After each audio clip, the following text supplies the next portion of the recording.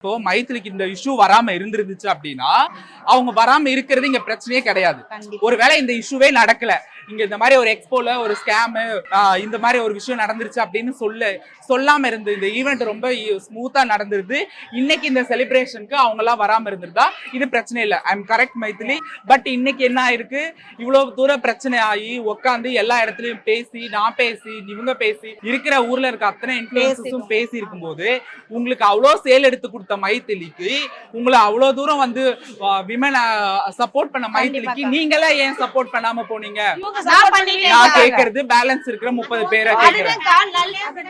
இது எப்படி அக்செப்ட் பண்ண முடியாதுலக்கா? இது ஃபேமிலி எப்படி அக்செப்ட் பண்ண முடியும்? நானே ஃபைட் பண்ணி தாங்க போட்டேன். ஏன்னா நெகட்டிவாவே இவ்ளோ பேர் பேசுறாங்க, நான் பாசிட்டிவா என்கிட்ட எவ்வளவு நிறைய விஷயம் இருக்கு. என்ன பேச போட்டவங்க குரூப்லயே திட்றாங்களேமா, அப்புறம் நாங்க எப்படி வந்து வீடியோ போடுவோம்? குரூப்ல போட்டது குரூப்ல நான் எனக்கு நடந்ததை தான் பேசுனேன், நான் யாரை பத்தியும் பேசல. அவங்க மைதிலில என்ன தப்பு இருக்கு நாங்க கேட்டதுக்கு அதுக்கு அவங்க சொல்றாங்க நீங்க ஏன் இப்படி பேசுறீங்க, நீங்க அப்ப குரூப் விட்டு நான் விலகி போறேன், அவங்க என்ன இப்படி பேசுறாங்க, அந்த தப்பான கமெண்ட்ஸ் வருதுலக்கா அப்படின்னு நாங்க கேக்குறாங்க. தப்பான கமெண்ட்ஸ் வருதுலக்கா, இப்ப நான் சப்போர்ட் பண்ணி போட்டுருந்தேன், அதுக்கே எனக்கு தப்பா கமெண்ட்ஸ் வந்தது.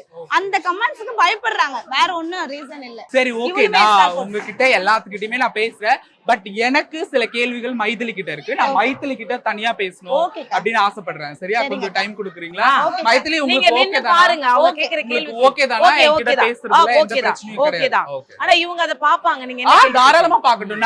நான் இப்பவும் சொல்றேன், நான் விமன் ஆண்டர்பிரினருக்கு சப்போர்ட் பண்ற நபர் தான். நான் ஆண்டர்பிரினர் கிடையாது, பெண்கள்னாலே சப்போர்ட் பண்ற நபர் தான். இங்க எல்லாருமே மேக்ஸிமம் என் வீடியோஸ் நீங்க பாத்திருப்பீங்க, மைத்திலியும் பாத்திருப்பாங்க.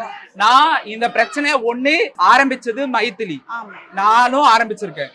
ஒண்ணு அவங்க முடிக்கணும் இல்ல நான் முடிக்கணும். நான் இந்த பிரச்சனையை முடிக்கணும், இன்னையோட இந்த பிரச்சனைக்கு ஒரு எண்டு கார்டு போடணும்ன்றது தான் நான் வந்திருக்கேன்.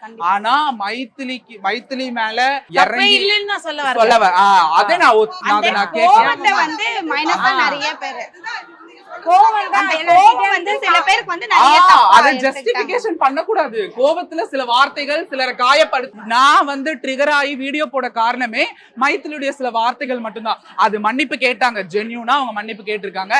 ஐ அம் அக்செப்ட் யுவர் சாரி. அந்த ட்ரிகர் ஆயிட்டீங்க, அதேதாங்க அவங்களுக்கு இல்ல, நான் அதை அக்செப்ட் பண்ணிக்கிறேன், அந்த சாரியை நான் ஏத்துக்கிறேன். நீங்க என்ன கேள்வினாலும் கேளுங்க, அதற்கான பதில் சொல்லுவாங்க. நீங்க என்ன கேள்வி கேக்குறீங்களோ அது நீங்க மைத்திலி கிட்ட கேட்கலாம். கண்டிப்பா மக்களுக்கு இத வந்து என்ன பிரச்சனை அப்படிங்கிறது ஒரு எண்ட் கார்டு போடணும் இல்லையா? எண்ட் கார்டு போடணும். அத பத்தி யாரு பேசுறது? இது ஸ்கேம் இல்லன்றது நிறைய பேர் தெரிய வைக்கணும். அது ட்ரையிங் அட் ஆல். ஓகே, இது ஸ்கேம் இல்லன்றதை நாங்க புரிய வைப்போம்க்கா. ஓகேவா? அதுதான் மெயின். வேதனைகள் இருக்கு, அதை நான் கிளாரிஃபை பண்ணோம். அது யார் தப்பு, யாருனாலும் தப்பு தானே. அது மைத்திலியா இருந்தா என்ன, நீங்களா இருந்தா என்ன, நானா இருந்தா என்ன, என்னுடைய சமுதாயமே தப்பு பண்ணாலும் கேள்வி கேட்கிற ஆள் நான். சோ நான் கிளாரிஃபை பண்ணணும்ன்றதுக்காக தான் மைத்திலி. எங்களோட வருத்தம் ஒண்ணே ஒண்ணுதான்க்கா, தப்புன்னு சொல்றவங்களுக்கு சப்போர்ட் பண்ற அளவுக்கு கூட நல்லது சொல்ல வேண்டிய எங்களுக்கு நிறைய பேர் சப்போர்ட் பண்ணல. ரீசன் என்னன்னா, இப்ப என்னோட ஹஸ்பண்ட் எனக்கு ஒத்துக்கிட்டாரு. த்ரெட்டன் பண்ணாங்களா? எதுவுமே இல்லக்கா, என்னோட சைடுல ஃபேமிலி சிச்சுவேஷன் சொல்றேன். இப்ப என்னோட ஹஸ்பண்ட் எனக்கு ஓகே நீ போடுமா, நீ வந்து யாரையும் மென்ஷன் பண்ணிக்காத, பட் நம்மளுக்கு என்ன நடந்ததோ அதை போடு,